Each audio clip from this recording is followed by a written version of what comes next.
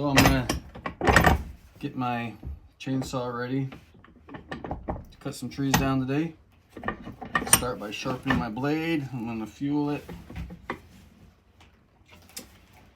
I got a Stihl MS441. This was a gift to me actually from my brother Steve, which is pretty awesome. Thank you, Steve. This chainsaw here is gonna help build our house. For my chainsaw sharpener, I got this cool, again, Stihl chainsaw sharpener from my father-in-law, Gene, for Christmas. I think it was 2 years ago, maybe. It's pretty straightforward. It's got a couple files, a round file, a flat file, and then a fence here to rest on top of the teeth so it lines up nice and straight. So I'm going to go ahead and sharpen this puppy up. Just kind of follow the arrows. You try to keep it nice and level and sharpen it up.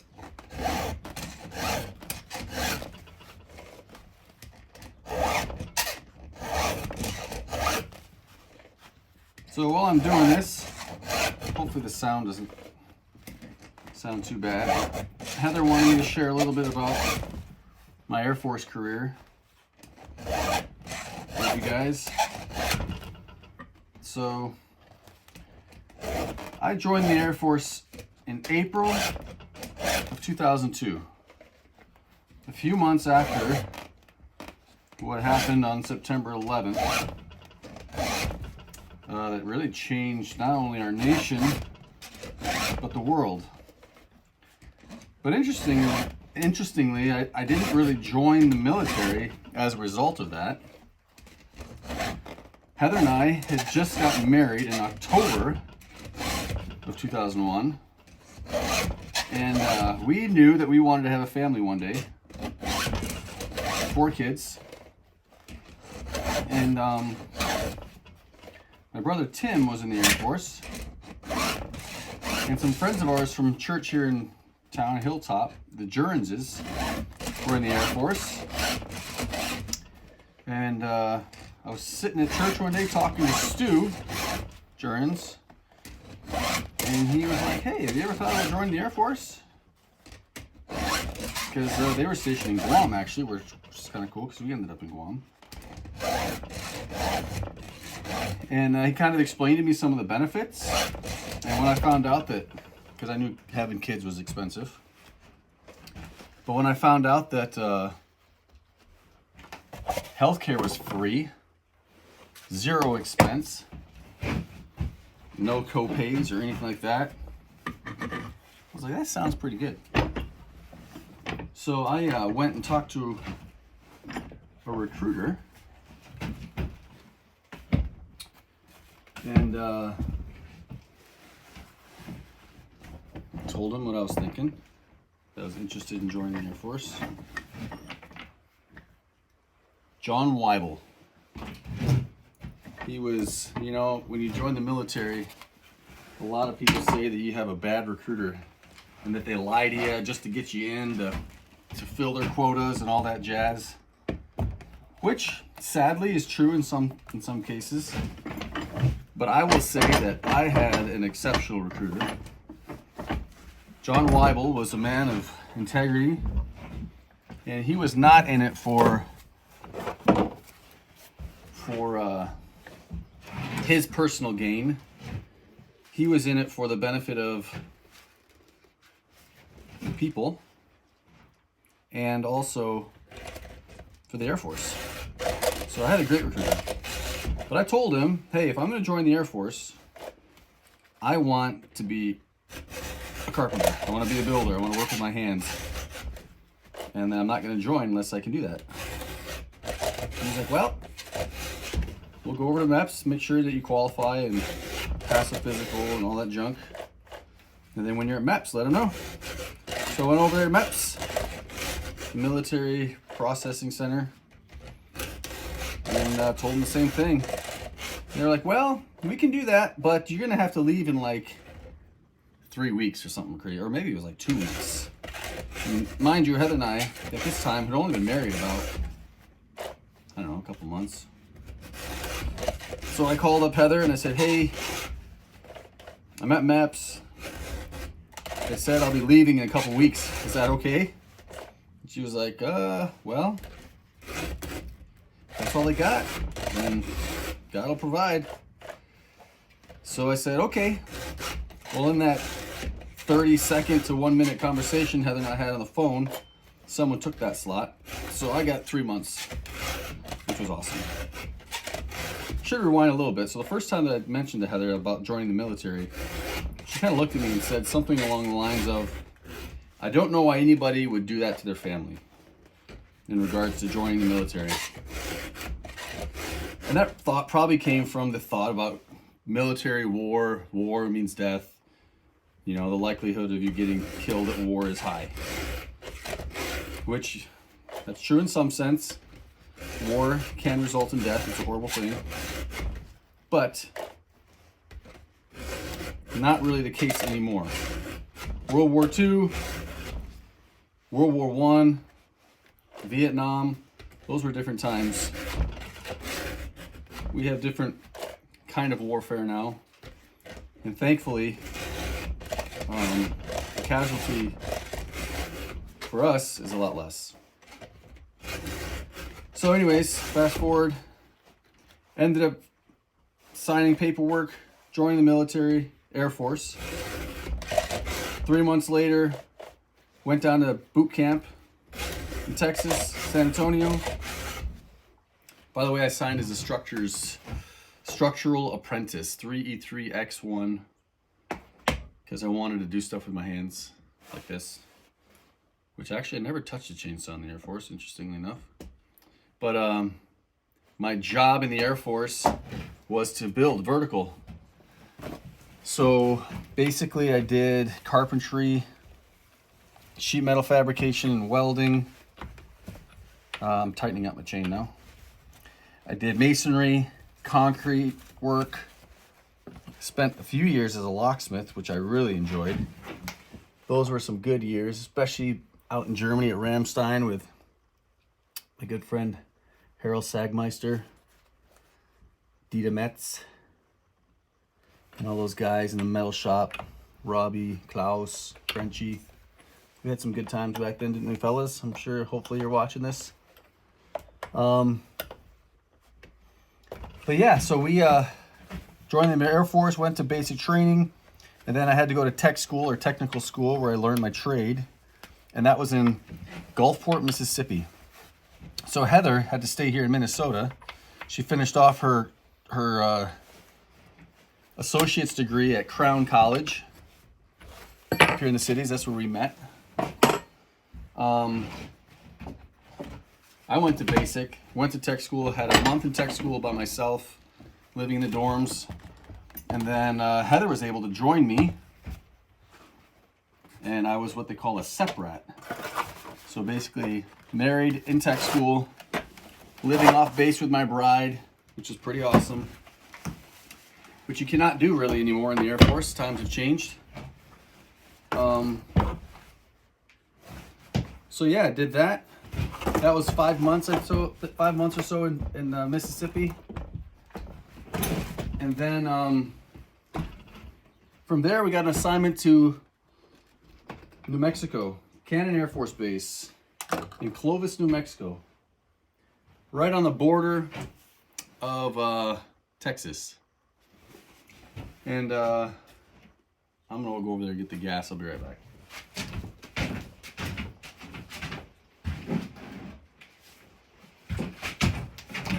While in New Mexico, got to meet some, well actually, so I got a good buddy, Jason Evans from Wales.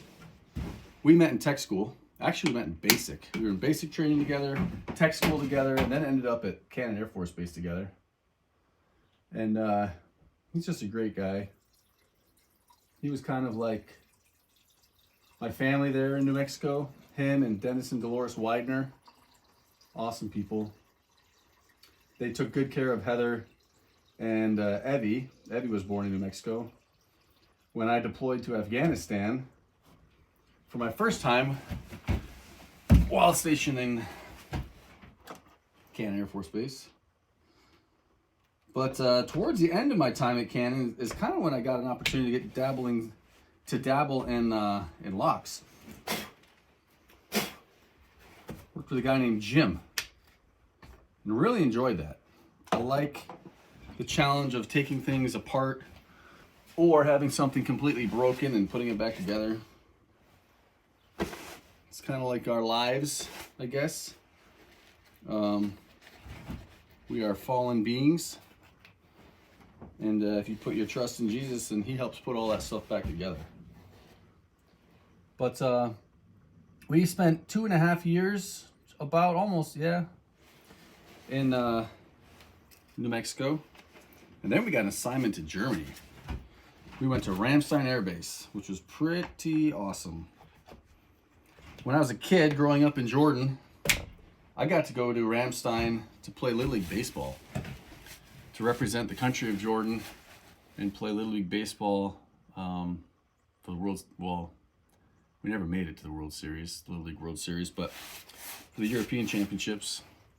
And never thought in my life that I'd ever live there. So it's cool to be able to go back and play catch with the kids in the ball fields that I played on. Anyways, we lived in Germany for 4 years. That's really kind of where my skills improved the most as a technician, carpenter. I got to work with a guy named Uwe. He's an amazing carpenter. He taught me some pretty cool stuff. Worked with some locksmiths and welders. Simon and Layla were born in Germany. And then we moved from Germany to South Dakota, Rapid City. Nemo was born in Rapid City. Rapid City was awesome. I love that place. That's actually where I got into climbing. Britt Flinchbaugh was in my shop and one day asked if anybody was interested in climbing because he needed someone to belay for him. And I love the outdoors. My Uncle Dan out in California kind of introduced me to the outdoors when I was pretty young in regards to like camping and that kind of stuff, whitewater rafting, whenever we'd visit him in California. And I just fell in love. So, yeah, when Britt asked if anybody wanted to help belay him, I was like, ooh, I'll do it. Yeah, we were in Rapid for a little over 2 years, and then we got an assignment to Guam. And Guam is a pretty awesome place also. Beautiful island in the Pacific Ocean. The water is warm every day, all day. People are incredible, very friendly. Really enjoyed Guam. We were there 4 years. I'm a soccer player, coach. My kids all play soccer, and that's really kind of where the whole family took off with soccer and improved. I got my coaching license there through GFA. Really cool experience. Kids got to play or got to participate in their national academy. We were part of a club there called the Strikers that was just really good. But it was actually, I forgot to mention, in Germany, I deployed twice, once to Iraq, once to Qatar. And then, so back to Guam. While in Guam, I deployed officially like once abroad back to Afghanistan. I was in Kabul working for NATO. That was a really neat assignment. But then I also had a short humanitarian deployment to Thailand. I got to build a school. That was incredible. It was me and my buddy Eddie were the only Air Force guys there. He's an electrician. And we were attached to an Army National Guard unit out of Washington. But we were a part of a team with the Indonesian military, the Thai military, and the Malaysians. And that was really neat. Spent, I guess it was 6 weeks or so in Thailand in a tiny little village called Sisat Chanalai. And we built a school out of block. Very different type of construction that we're used to in the States, but it was really cool to learn just how these other countries build. That was a really neat experience. Got a lot of experience doing block work and welding and yeah, did a whole bunch of stucco because he stucco everything. While in Guam, let's see. Yeah, I deployed twice. Had a really great church there. Had some really good friends there. I got to work in the prime beef office, which I actually got to do that in Rapid City under Chief Cronin, Bob Cronin, who's an awesome guy, and Tim Weezer. But while in Guam, I was a prime beef manager, which is basically I managed the office that managed the readiness of our troops or airmen. So that was kind of my first or second taste out of my normal career field doing construction work. But it was good because I got to learn, how to manage programs. I got to get pretty savvy with just like emailing etiquette and attending meetings and briefings, and it kind of took me out of my comfort zone. I got to brief quite a few people and do a lot of speeches. That's kind of what a brief is, I guess. But I got to work for Adam Womack, which was really cool. He definitely helped me a lot in my career, like Tim Weezer and Bob Cronin. Those guys kind of helped me, not just with my promotion, but just my development as a airman. Got to meet some pretty cool people while we were out there, like the Hills, the Elwells, the Joneses. I mean, folks who became family. That's really kind of the trend through the military, like Jason Evans and the Wideners in New Mexico quickly became family, and the Washicks in Germany, Mike and Rose became family while we were out there. There's lots of folks through our career because we were never close to family. And so our kids needed aunts and uncles. They needed people who would just love on them, and our friends became that. From Guam, we got an assignment to Montana, Great Falls, Montana.